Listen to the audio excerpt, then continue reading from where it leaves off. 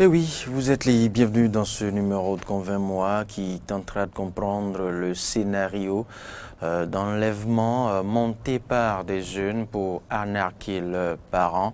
L'actualité remonte à ces dernières semaines, je dirais. Le coup a fini par être déjoué, non? Parce que le coup est bien réussi, bien planifié, bien réussi, mais les autorités compétentes ont fini par se convaincre de ce que ce coup a été un montage bien ficelé et les différents acteurs étaient bien distribués dans leur rôle et ont très bien joué. Alors, maintenant, comment comprendre les mobiles qui sous-tendent ce phénomène, ce montage, ce scénario? Et qu'est-ce qu'un enlèvement? Quels ont été les différents cas recensés ces derniers jours? Et maintenant, à qui le tort? Aux parents? Aux autorités? On tentera de répondre à ces différentes questions avec Roland Toninquez. Bonjour Laurent. Bonjour Loris, Freddy, d'abord bonjour à tous ceux qui nous suivent sur Eden Télévision ce matin et sur Diaspora FM. Et je vous mets ce matin dans la peau du criminologue. Je n'en suis pas un, j'essaierai juste d'expliquer. Alors Laurent, vous l'avez suivi, cette actualité, et vous avez vécu et partagé aussi cette psychose, cette peur. Je ne l'ai pas partagé. Je rectifie, je ne l'ai pas partagé. Ah oui.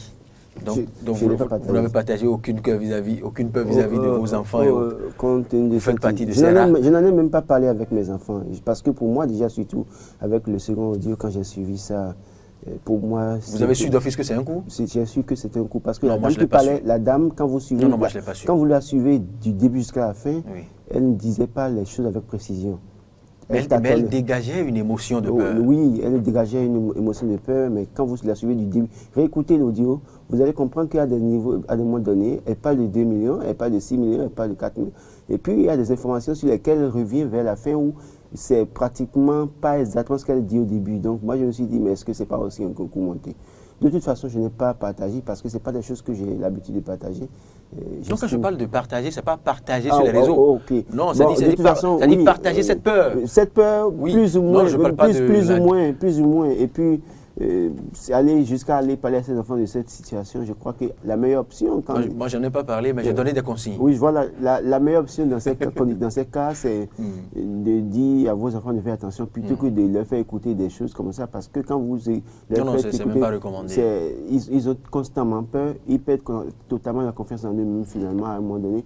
Et n'importe qui se approche d'eux, ils ont peur. Donc, je crois qu'il faut éviter parfois de jouer de tels audios à ses enfants. Il vaut mieux juste prendre des mesures pour les sécuriser, les orienter pour qu'ils ne tombent pas dans le tel piège. C'est la meilleure option. Venons-en maintenant à l'enlèvement, au concept d'enlèvement. Alors, que comprenez-vous du concept d'enlèvement? Alors, quand on parle d'enlèvement, on peut parler de rapt, on peut parler de ravissement, on peut parler de cas de kidnapping. Alors, qu'est-ce qu'un enlèvement, un rapt, un ravissement ou un cas de kidnapping? Il faut dire que c'est un moyen d'enlever quelqu'un dans le but d'exiger une rançon. Dans le cas, il y a plusieurs cas de kidnapping, de ravissement ou d'enlèvement. C'est que soit dans un premier temps, c'est le fait des délinquants qui exigent une rançon, soit de l'argent, soit un bien matériel. En fait, autant la plupart du temps, c'est de l'argent. Et soit c'est le fait de certains assaillants. C'est-à-dire que dans les pays où il y a des conflits, il y a des acteurs qui essaient de faire des enlèvements et exigent la libération peut-être d'un des leurs qui a été emprisonné dans une telle ou telle situation. Dans d'autres cas, c'est qu'il y a conflit entre des groupes donnés, ce n'est pas nécessairement des assaillants ou des rebelles dans un pays qui enlèvent et qui exigent une rançon des armes ou bien la libération d'un des leurs qui est prisonnier ou bien des délinquants qui exigent une rançon, je dirais un bien financier, de l'argent. Mais c'est peut-être entre des groupes, je dirais entre des groupes de dealers par exemple, où l'autre demande de céder la marchandise, de céder leur marchandise. Autrement, ils vont tuer un des leurs. Et dans ce cas, il y a un enlèvement. Mais à ne pas confondre avec la séquestration. La séquestration, c'est que l'individu, de son gré, va là où on l'a kidnappé. C'est-à-dire que vous quittez ici pour aller à Boycon, de votre gré, pour aller voir des gens. Mais là-bas, les gens vous gardent et exigent un certain nombre de choses, c'est de la séquestration parce que vous êtes parti là-bas de votre gré. Mais dans le cas de l'enlèvement, du kidnapping, du ravissement ou du rapt, c'est que c'est les individus qui viennent vous chercher quelque part et qui vous emmènent dans un milieu inconnu que vous ne maîtrisez pas. Ils exigent en retour soit un bien financier, comme je le dis, soit une libération d'un otage, d'un prisonnier, d'un des leurs prisonniers, ou bien exige la libération d'une marchandise dans le cas des dealers, des cartels, des dealers de drogue et autres. Donc voilà un peu comment on peut expliquer le cas des enlèvements. Merci pour cette clarification conceptuelle, Roland Toninquès. Revenons maintenant aux récents cas notés au Bénin. Alors, les récents cas qu'on a notés au Bénin, pour en parler d'abord, il faut se rappeler que déjà dans la nuit du 6 juin au 7 juin 2020, il y avait un infirmier qui avait été kidnappé dans sa maison à Tchatchou, dans la commune de Tchaourou. Et les ravisseurs ont fini par le libérer dans la nuit du 7 au 8 juin. Mais finalement, les forces de l'ordre ont réussi à mettre la main sur 4 personnes qui sont présumées coupables dans cet enlèvement. Mais après cette situation, on a vu qu'au début de l'année 2020, il y a eu 2 cas. Les cas les plus probants, c'est le premier jeune qu'on a vu attaché et dont les ravisseurs demandaient de l'argent, demandaient jusqu'à 2 700 000 francs CFA, et dont la mère vit au Burkina Faso. Celui-ci a demandé expressément, ceux-ci ont demandé expressément que la maman envoie les 2 700 000, sans quoi son fils sera tué. Et la maman qui vit en Côte d'Ivoire, on dit souvent, un adage qui dit Abomanti qui vient de loin. Je dirais ici peut-être Abomanti qui vit loin. Donc l'enfant qui vit loin de sa mère, la mère ne sachant pas le mouvement de son enfant, l'enfant a dû préparer le coup pour qu'on demande à sa maman d'envoyer les 2 700 000 francs CFA. Ce qui a été envoyé justement, mais par la suite, fort heureusement, les forces de l'ordre ont réussi à montrer que c'était un coup monté par l'enfant même. Le second cas, c'est celui qu'on a eu tout récemment, dont l'une des cousines de la victime parlait abondamment là sur les réseaux sociaux. Vous avez fait cas de l'audio, qui aurait été enlevé et envoyé quelque part vers Semekrake dans une grande maison. C'est le cas le plus médiatisé. Le plus médiatisé sur la voie de Semekrake. Et qui, pour qui connaît Semekrake, à partir de la frontière de Semekrake jusqu'à Semekrake, de ce côté-ci, c'est la partie, c'est la plage. Et donc dire que quelqu'un l'a amené dans une grande maison, une grande clôture, c'est à quelques mètres du carrefour, et avec tous les détails qui ont été donnés, et celui-ci a exigé 6 millions de francs CFA qui auraient été envoyés par crypto-monnaie. La même dame qui parle de 6 millions et qui parle après de 2 millions envoyés par crypto-monnaie, qui sont allés chercher à Calaviché, un spécialiste de crypto-monnaie, autant d'éléments. Et au finish, on constate qu'en réalité, c'était aussi un coup monté. Et là, dans ce cas-ci, qu'est-ce qui se passe? On nous apprend que le jeune en question aurait été braqué courant 2019 et aurait perdu jusqu'à hauteur de 8 millions de francs CFA. Et face à la pression de ses créanciers, ne sachant pas quoi faire, a été obligé de monter ce coup. Et pendant que la période où on dit qu'il était pris en otage par ses ravisseurs, c'est qu'il serait chez sa copine. Donc, il est resté tout le temps là, chez sa copine. Et quand les parents ont fini par envoyer l'argent, le monsieur tout douillet s'est retourné chez lui pour dire maintenant, qu'il avait, pour décrire la situation. Et donc, c'est la sœur, la cousine maintenant, abasourdie par la situation, qui a voulu alerter le public pour montrer que oui, son cousin aurait été enlevé. Donc voilà les deux cas. Elle aurait sûrement son pourcentage, comme on le dit. Oui, justement. Dans ces cours, souvent, chaque acteur a son rôle à jouer et chaque acteur a son gain à gagner. Dans le premier cas, le jeune qui a tenté d'arnaquer sa mère, dans le butin, a décidé de prendre 40% et de céder 60% à ses supposés ravisseurs qui sont complices. Donc, vous imaginez que déjà, ça pose un problème. Au niveau des deux cas, ça pose des problèmes de société que nous allons essayer de comprendre aussi. C'est quand même délicat et je pense qu'il va falloir y réfléchir sincèrement, Roland Toninquès. On l'a dit, on a évoqué, après la clarification conceptuelle, on a évoqué quelques cas. Peut-être qu'il y en a d'autres qu'on a... Il y a d'autres cas, malheureusement, qui ne sont pas relayés sur les réseaux sociaux et que nous n'allons pas tout le temps nécessairement citer. Mais je me rappelle, il y a 4 ans ou 5 ans en arrière, un cas dans la commune d'Amour-Clavi où un grand frère a pris en otage son petit frère en complicité avec d'autres personnes, et qui ont appelé son père pour exiger à son père de payer une rançon avant qu'on ne libère le petit frère.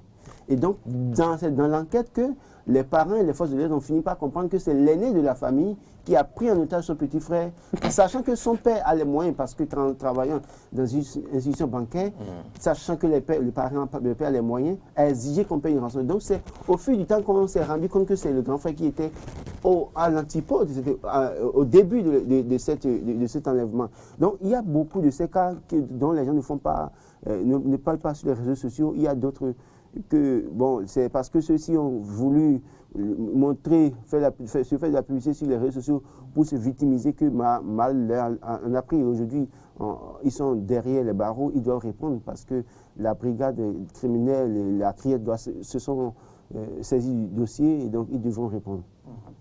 Le scénario a eu... Je dirais que le film a connu un nouvel épisode qui leur a échappé. Qui leur a échappé, voilà. Et comme tous les crimes aucun crime n'est jamais parfait, il y a toujours des failles quand c'est un crime préparé. Laurent, venons-en maintenant à l'analyse de ce comportement. Comment peut-on en arriver là? Alors, comment peut-on en arriver là? Il faut peut-être évoquer les causes. Et parlant des causes, les causes sont partagées. Soit c'est les causes, c'est du fait des individus même, de ces jeunes, des parents même ou de la société. Alors, il faut aussi dire que d'abord, en premier lieu, il y a l'influence du milieu de vie. L'influence du milieu de vie, c'est peut-être des gens qui ont souvent regardé les films avec les cas d'enlèvement où on exige de l'argent et donc ils ont tenté, ils ont eu envie de voir ça parce qu'ils en ont parlé abondamment entre camarades et donc ils ont envie de tenter ça aussi pour se faire de l'argent. Ça, c'est peut-être une possibilité. Mais dans l'autre cas aussi, c'est que c'est le fait des parents qui ont, aujourd'hui, on le dit, certains parents ont démissionné carrément de l'éducation de leurs enfants. Et vous savez, le premier cas, on a dit la mère vit au Burkina Faso. Donc, quel mode de vie mène son fils ici au Bénin? Peut-être qu'elle n'en a pas une idée. Et ça facilite aux jeunes de se permettre tous les travers possibles. Mais l'autre fait aussi qu'on peut soulever aussi, c'est la manière dont nous permettons à nos enfants de vivre. Parce que quand vous montrez à vos enfants que vous avez les moyens et que peut-être que vous n'arrivez pas à satisfaire tous leurs besoins possibles ou bien que vous n'arrivez pas à leur donner la bonne éducation, c'est que c'est facile pour eux d'aller vers ces travers. Le second cas, on a parlé de quelqu'un qui aurait été braqué en 2019, qui aurait perdu 8 millions. Et il y a en partie l'indifférence de la société. Oui. Il y a l'indifférence de la société parce que quand, imaginez dans nos familles, je donne un cas par exemple, vous avez dans nos familles en Afrique, notamment même au Bénin, quelqu'un qui est malade, qui a besoin de juste 100 000 francs pour se faire soigner et personne dans sa famille ne veut l'aider, mais quand il meurt, chacun d'eux est capable de cotiser 100 000 francs pour cotisation pour faire une cérémonie grandiose. C'est le même cas, le même citoyen dont on parle qui aurait été braqué en 2019, est-ce que ses parents ont montré leur solidarité, leur attachement, leur affection à ce jeune pour pouvoir l'assister nécessairement pour qu'il soit à l'abri du besoin ou des crises. Autrement dit, vous évoquez la perte des valeurs. La perte des valeurs. Et donc, il a fallu qu'ils disent qu'il a été enlevé pour que les parents courent dans tous les sens pour mobiliser 6 millions à donner.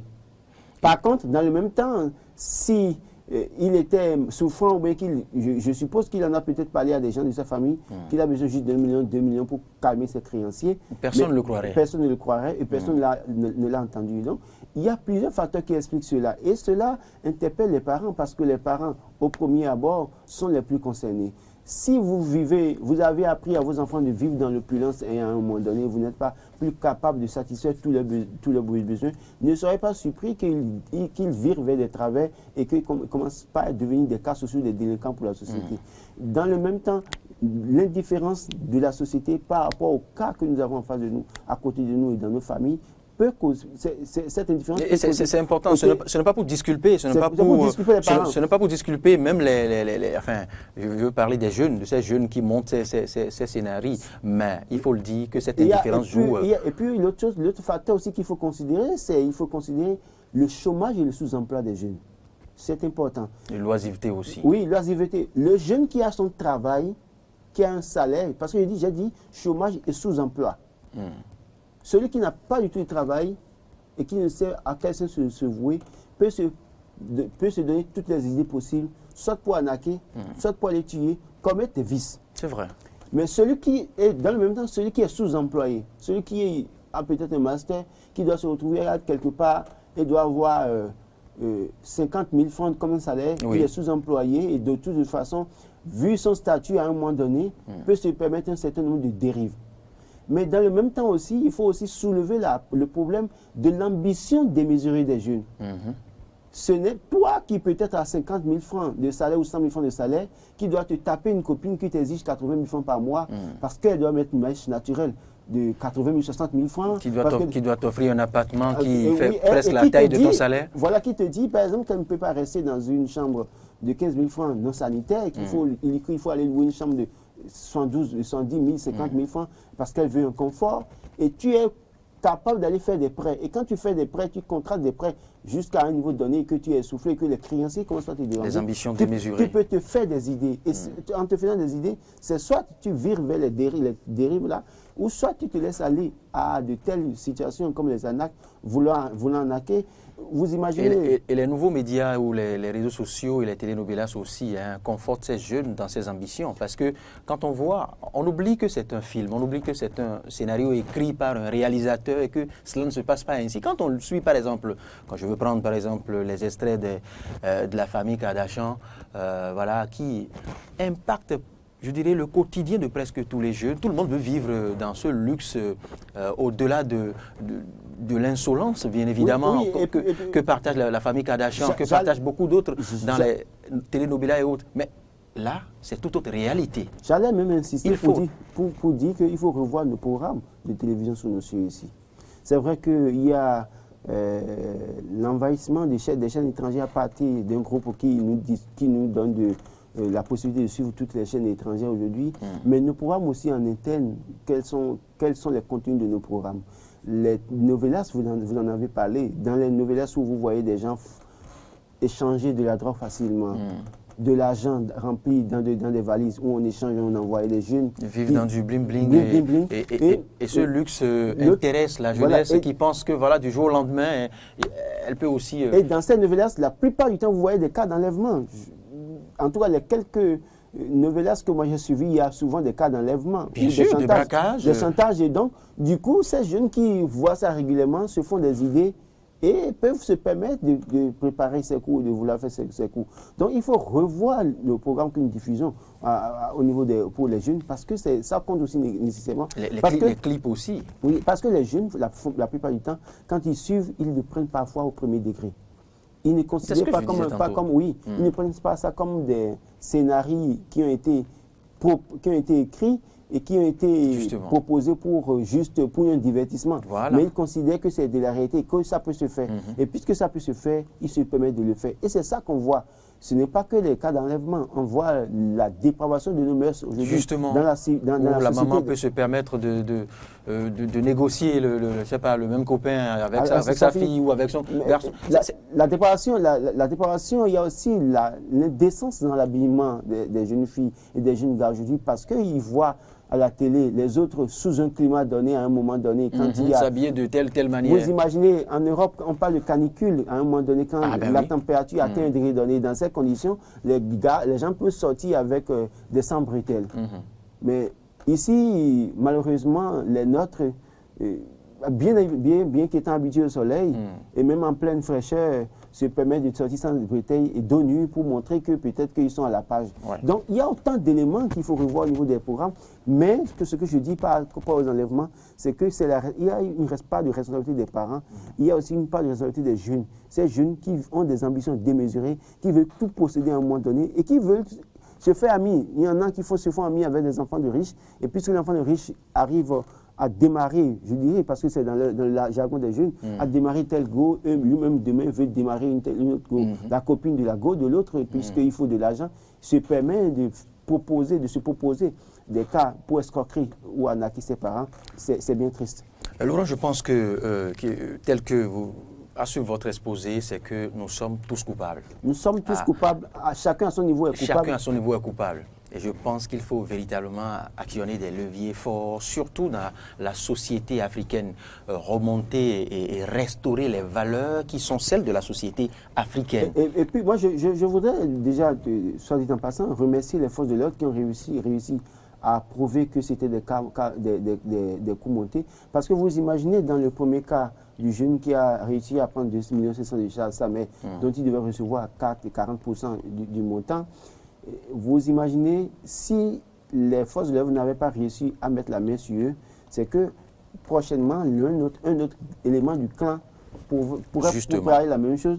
Et donc, au fur et à mesure qu'ils évoluaient, c'est que toutes les familles des membres de ce clan seront impactées, c'est-à-dire que négativement seront victimes de ce coup. Et ce qu'ils disent, Laurent, en fait, ils ne le font pas au hasard. Ils ont des thèmes et ils conceptualisent chaque chose. Vous savez, quand ils se permettent au fait de le faire au-delà des frontières du Bénin, ça on parle de cybercriminalité, ils arnaquent les compatriotes, enfin les occidentaux et autres, ça ils appellent ça du gaï. Quand ils l'appliquent au nôtre au Bénin, enfin sur le territoire, ils parlent du gaï local. Le gaï local, et certains en sont spécialisés. Et certains disent même qu'ils n'ont pas forcément besoin de cyber pour anarquer. Donc c'est dit que c'est tout un réseau bien ficelé. C'est un réseau bien ficelé. Et puis non seulement ça, il faut dire que la fin subite, je dirais, de la cybercriminalité peu ou prou, parce qu'aujourd'hui la cybercriminalité n'a plus d'effet comme avant, parce que les forces de l'ordre ont réussi à séquencer de mal. C'est vrai qu'ils n'ont pas réussi à mettre la main sur eux tous. Mais ils en ont enfermé un bon nombre. Oui, ça a diminué, le fléau a diminué. Et donc, tous ces jeunes qui étaient dans la cybercriminalité, la plupart qui sont bloqués aujourd'hui, développent d'autres vices. Développent d'autres stratégies pour se faire de l'argent. Autrement dit, ils se convertissent. Ils se reconvertissent, mais toujours négativement, pas positivement. Donc, c'est pourquoi il faut faire très attention, même quand vous devez vous déplacer, il faut faire attention. C'est vrai qu'on a eu des messages qui ont circulé comme quoi ne restez pas seul, autant d'éléments. Au-delà de ça, c'est que vous devez savoir avec qui vous marchez, vos amis. Parce qu'il y a de ces amis que vous avez aussi qui sont capables de faire de tels coups, parce qu'en réalité, eux-mêmes, ils sont ambitieux, ils sont amoureux du gain facile. Parce que c'est l'envie du gain facile. Les parents, dans une certaine mesure, qui ont éduqué les enfants dans le bling-bling, qui n'ont pas connu la souffrance à un moment donné, des enfants qui n'ont jamais connu la souffrance depuis qu'ils sont nés, à un moment donné, quand ils en arrivent à connaître des difficultés, réfléchissent à tous les vices possibles pour se faire de l'argent, parce qu'ils n'ont pas été éduqués pour souffrir et pour faire face à des situations données. Donc, c'est autant d'éléments. Les parents, c'est leur responsabilité aussi, en grande partie. Et tout cela a pour cause principale, pour, je dirais, base, pour socle, l'éducation. L'éducation. Il faut inculquer les valeurs cardinales aux enfants, et ceci dès leur tendre enfance. Oui, d'autres vous diront peut-être que l'avènement à outrance des familles monoparentales aussi a un effet. Justement. De toute façon, c'est-à-dire que quand vous avez la chance que la famille est monoparentale, c'est la mère qui s'occupe des enfants et que peut-être elle l'éduque en famille, le risque n'est pas grand. Mais vous regardez à Cotonou autour de vous, le nombre de femmes que vous avez en location avec un enfant ou 2 enfants. Et la mère qui n'est tout le temps pas à la maison, peut-être à partir de 18h, n'est pas à la maison, sort et revient peut-être le lendemain à 3h ou 4h du matin, les enfants se permettent autant de vices. Donc, il y a ces faits-là qui font que les enfants développent des vices et peut-être en observant leurs parents et en voulant aussi regarder, peut-être s'enrichir. Et l'autre facteur aussi que nous avons oublié de citer aussi, c'est l'enrichissement de façon illicite de certaines personnes autour de vous. Vous imaginez que celui avec qui ils ont grandi, ils ont fait les bancs peut-être à un moment donné, du jour au lendemain deviennent riches de façon illicite. Eux-mêmes ont envie de faire comme ça parce que ça devient, c'est comme s'ils sont humiliés, c'est comme s'ils n'ont pas de valeur, donc ils veulent rattraper le temps perdu et bonjour les dégâts. Eh oui, voilà qui est bien dit. Nous sommes tous coupables, chacun à son niveau, les parents, la société, l'environnement immédiat, les autorités aussi. Et vous n'avez pas oublié d'évoquer aussi la part des médias. Et tout ce que nous proposons, il nous revient de filtrer. Et il revient aussi aux parents. Quels parents ne sont toujours pas à la maison autant? Les parents ne sont pas à la maison. Au moment où nous proposons cette télénovelas et autres. Et c'est les chaînes qui en proposent aussi, veulent aussi intéresser les annonceurs et autres. Donc les chaînes ne manquent pas de conscience. Les chaînes, les promoteurs de ces chaînes le savent très bien que les télénovelas ne véhiculent pas des bonnes valeurs, les valeurs qui sont les nôtres, certes, mais ces promoteurs sont obligés Non, de le leur proposer. n'oubliez Maintenant, pas il faille que- seulement voir peut-être à quelle heure proposer ces télénovelas et autres, à quelle heure proposer, quel programme proposer, à quelle heure. N'oubliez pas que les télénovelas qu'on nous propose, tous les films que nous voyons de l'Occident, de l'Europe, des Amériques et autres, ceux-là ont bien des buts donnés, des objectifs à atteindre. Le problème, c'est de réussir à imposer leur manière de faire dans nos cultures, dans nos sociétés. Et donc, en fait, tous les novellas que vous suivez, ce n'est pas au hasard que les scénarios ont été écrits. Les scénarios ont été écrits pour imposer un groupe ou changer le vécu de d'autres sociétés, comme les sociétés africaines. Donc, c'est pour ça que nous-mêmes nous devons faire attention. Est-ce que nous devons tout accepter d'eux? C'est cela. Il y a combien mettons-nous dans la cinématographie dans nos pays pour permettre aux acteurs de la cinématographie de proposer des films, des contenus propres à notre culture, à nos sociétés et nos modes de vie. Lesquels contenus ne manquent pas. Lesquels contenus ne manquent pas, justement. C'est plutôt la volonté. Les valeurs, combien de films avons-nous produits dans notre pays? Combien de films le gouvernement a financé? C'est un exemple. Depuis 60, combien de films le gouvernement béninois a financé au Bénin depuis 60 pour montrer les valeurs qui sont les nôtres au Bénin. Mais dans le même temps, vous êtes là, vous voyez que d'autres débarquent avec des films que nous proposons sur nos médias, que les gens regardent, et ça contribue à la dépravation des mœurs. Il faut le dire. Et il n'y a aucun cadre pour expliquer à cette jeunesse que ce ne sont que des films, non, mais qui va que ce ne sont que des épisodes. Qui va expliquer? Et justement, cette jeunesse se l'approprie. Si les acteurs sont absents, telle une réalité, et se l'applique. Si les acteurs, les autorités sont absentes, là où il faut financer pour permettre à ce que nous puissions faire la promotion de nos valeurs, ne les attendez pas sur le terrain où il faut venir sensibiliser les jeunes.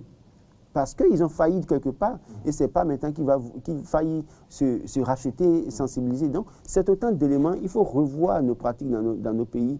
Il faut revoir la manière de financer la cinématographie. On a un certain nombre de choses dans nos pays pour que ces jeunes puissent désormais suivre ce que constituent nos valeurs, plutôt que de suivre ce que constituent les pertes de valeurs ailleurs. Parce que j'ai dit, quand vous regardez, il y a beaucoup plus de pertes de valeurs dans tout ce que nous suivons la plupart du temps. Et ça s'impose à nous. Véritable inversion des valeurs, je partage entièrement votre position, Roland Tonenkes, et c'est ici le lieu de partager la position d'un certain personnage béninois qui recommande que l'éducation civique, je ne sais pas, soit promue encore au-delà du cours primaire, même au collège et même à l'université, parce qu'on pense souvent que c'est peut-être à partir de qu'on en a juste besoin au primaire, mais non. Je pense qu'il faut continuer à parler de la morale, à parler du civisme au collège et même au-delà du collège, même à l'université. Oui, c'est peut-être pas tard. Oui, ce n'est pas tard. Il faut voir les curricula de formation, surtout au niveau revoir les curricula de formation au niveau du secondaire et du supérieur. C'est vrai qu'au primaire, on nous parle de ES civisme, si je ne me trompe. Peut-être que mon fils me reprendra le soir. ES civisme. Donc, je crois que à ce niveau, au primaire, à un moment donné, il n'y avait plus de morale, et c'est revenu avec ES civisme. Heureusement, on a repris ça. Mais au niveau du secondaire, je crois qu'il faut reprendre ça parce qu'avec l'avènement des réseaux sociaux et la dépravation des mœurs que nous décrivons. Encore qu'il y a des collégiens précoces maintenant et même des étudiants précoces. Précoces, justement.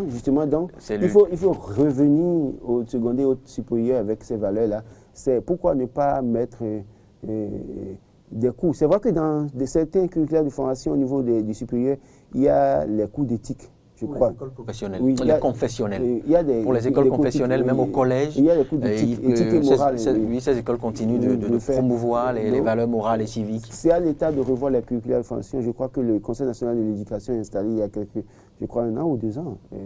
2 ans, par le chef de l'État, devra revoir les curricula de formation au niveau du secondaire et du supérieur pour permettre à ce que les gens comprennent. Parce qu'avec l'avalanche des réseaux sociaux, on voit tout.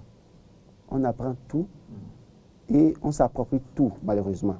Et donc, avec ces curricula qu'on pourrait revoir, c'est que les gens comprendront que même si on voit tout et qu'on sait tout, qu'on ne s'approprie pas tout, ne nous est pas utile. Voilà, donc on ne Justement. peut pas tout s'approprier. Il faut faire attention, il faut faire la part des choses. Parce que quand vous vous appropriez tout, vous allez vers la dérive, vers la perdition. Et c'est difficile d'être récupéré plus tard. Ah oui, c'est important. Et c'est ici le lieu de rappeler aussi aux parents que c'est bon de couvrir les frais de mission, c'est bon de préférer le commerce, de passer plus de temps au marché, dans les hangars, dans les boutiques, dans les supermarchés, certes, mais c'est aussi bon de consacrer le minimum de temps aux enfants à la maison. Parce que le nounou, comme on le dit, la domestique, ne remplace pas la maman. C'est vrai, l'oncle ou le tonton d'à côté ne remplacera jamais papa. Donc c'est ici le lieu de rappeler aux parents qu'il leur faut consacrer une part de leur vie à leurs enfants. Et puis il faut éviter que certains parents s'adonnent à certains vices devant les enfants. Quand le père a l'habitude de mentir devant l'enfant, ou la mère a l'habitude de mentir à l'enfant, si la mère commerçante a l'habitude de mentir à ses partenaires, à ses clients, ou non, à ses fournisseurs d'ailleurs, pour les dribbler sur un certain nombre de marchandises, un certain nombre de choses, c'est que l'enfant ne tardera pas, n'aura pas de gêne à lui mentir un jour pour lui soutirer de l'argent. Et le père qui a l'habitude de mentir devant l'enfant, et l'enfant sait que le père ment, c'est que ne soyez pas surpris que demain, cet enfant aussi commence à mentir à son père pour lui soutirer de l'argent. Donc, il faut en toute chose que les parents soient des modèles de vie pour les enfants. Du moment où les parents faillissent à cette mission et ne sont pas des modèles de vie pour les enfants, ne soyez pas surpris que les enfants constituent également des problèmes pour la société. Et c'est peut-être ce qu'on voit aujourd'hui. Je ne dis pas que les deux cas qu'on a soulevés, les parents ont failli à leur mission.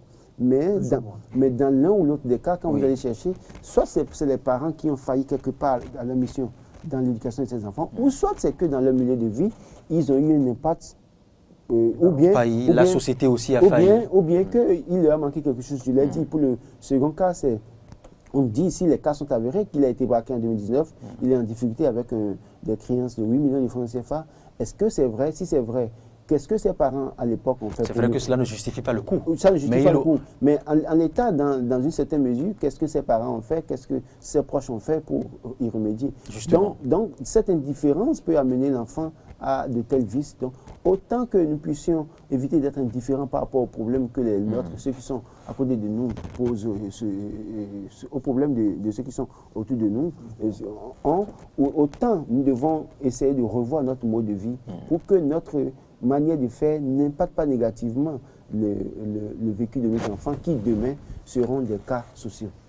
Et de ces cas, nous en avons vécu, nous en avons aussi plein. Il y a de ces anecdotes des parents à qui des enfants présentent des projets et autres qui ne sont jamais capables de les accompagner sur tel ou tel projet, mais continuent de construire, de multiplier des étages, de continuer de décupler, je ne sais pas, dans d'autres projets. Et puis l'enfant assiste. Oui, il y a malheureusement ces parents qui disent que moi j'ai souffert, et ils sont multimillionnaires, ils ont l'argent, ils ont les moyens, parce qu'ils ont souffert, parce qu'ils sont nés dans un village, à tout hasard, de Tavidou à Lada. Ils ont grandi dans un village à la Togo comme moi, peut-être dans la souffrance, dans la misère, et parce qu'ils ont les moyens. Ils veulent imposer la souffrance à leurs enfants. Je crois que c'est une mauvaise chose, parce que l'enfant qui sait que son père a les moyens, et qui sait que d'autres enfants, dont les parents ont les moyens comme son père, vivent mieux que lui, ne serait pas surpris que ces enfants développent des vices pour devenir un cas social, parce qu'il estime que pour lui, c'est que vous ne l'aimez pas. Du moment où vous ne l'aimez pas, lui-même développe des manières pour ne vous détester et vous soutirer de l'argent, et même chercher à vous nuire. Il y a des cas qu'on peut citer. Oui, des parents qui se plaignent de ce que le chauffeur leur a peut-être soutiré 10 millions, au moment où l'enfant, depuis 2 ans, lui demande peut-être 200 000 francs pour lancer un petit projet ou une petite boutique. Vous voyez, donc c'est autant de cas. Donc je crois que c'est de la responsabilité des parents en partie, c'est de la responsabilité de chaque jeune. Même si vous vivez dans un milieu où c'est difficile, que vous n'avez pas de solution pour vos problèmes, autant mieux chercher d'autres solutions plutôt que de vouloir arnaquer ou d'escroquer. Ce n'est pas une bonne chose parce qu'aujourd'hui, ils l'ont fait. Ils ont pris le butin. Ils se sont partagés l'argent. Certainement, d'autres ont pris, on lui même déjà dépensé parce que c'est de l'argent quand vous les prenez peut-être. Vous vivez au cours d'un soir, vous pouvez tout gaspiller déjà. et maintenant Voilà la criette vous un prend. petit scénario qui change complètement le cours de la vie. Voilà, donc avec la criette, sachant que la criette c'est minimum 5 ans. C'est du lourd. C'est minimum 5 ans. Donc on leur souhaite bonne chance. Et d'autres peuvent même en écoper plus de 5 ans, qui sait. Enfin, ça dépend. Non, Hein, vous savez, aujourd'hui, quand vous parlez de criette, tout le monde a peur de criette parce qu'on sait que là-bas, ça dépend peut-être si le juge vient sur un mauvais pied, c'est que vous avez foutu ça 20 ans. Soit c'est une dizaine, soit c'est une vingtaine. Merci Laurent. Merci pour cet échange Laurent, merci infiniment. Merci pour la disponibilité et les précisions que vous nous avez apportées. Parlons justement de ce cas. De scénario monté par les enfants pour anarquer leurs parents. Bonne journée à vous. Au revoir.